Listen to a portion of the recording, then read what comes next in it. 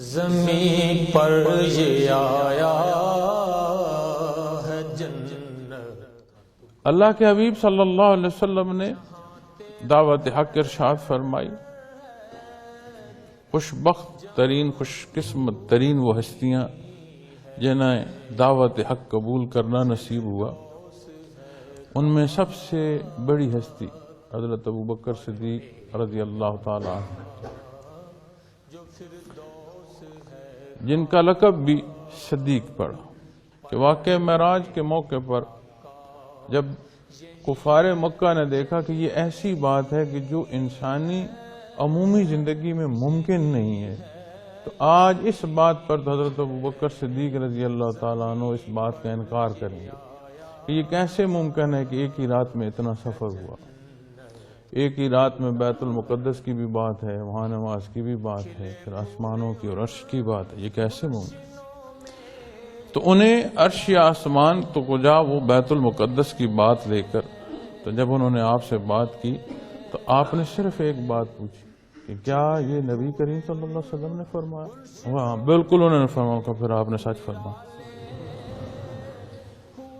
پھر اس تعلق کی بنیاد، پھر اس ایمان کے رتبے کی کیفیت کا حاصل ہونا، یہ اسباب دیکھتے ہیں۔ حضرت عمر فاروق رضی اللہ تعالیٰ عنہ حضرت ابوبکر صدیق رضی اللہ تعالیٰ عنہ کی خدمت میں حاضر ہوئے، عرض کی کہ نبی کریم صلی اللہ علیہ وسلم نے ارشاد فرمایا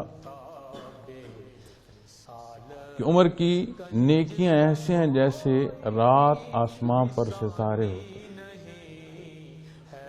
آپ نے مبارکباد دی کہ نبی کریم صلی اللہ علیہ وسلم نے ارشاد فرمایا آپ کے حق میں آپ کو مبارک ہو۔ تو انہوں نے عرض کی حضرت میں مبارک کے لیے حاضر نہیں ہوا، نہ مقصد بتلانا تھا، میں یہ چاہتا ہوں کہ یہ ساری نیکیاں آپ لے لیں۔ تو آپ نے تجسس فرمایا تو عرض کی غار کی ایک رات مجھے دے، جو معیت محمد رسول اللہ صلی اللہ علیہ وسلم میں ایسی رات آپ کو نصیب ہوئی جسے کلام ذاتی نے وہ مور ثبت کی کہ ان اللہ معنا، ایک اللہ کے حبیب ہیں، ایک آپ ہیں، اور معیت ذاتی حاصل ہوئی، اور اس کا اظہار اور بیان انبیاء علیہ الصلوۃ والسلام میں نبی کریم صلی اللہ علیہ وسلم کو نصیب ہوا، اور غیر انبیاء میں واحد ہستی ہیں حضرت ابوبکر صدیق رضی اللہ تعالیٰ عنہ جنہیں معیت ذاتی میں حصہ نصیب ہوا۔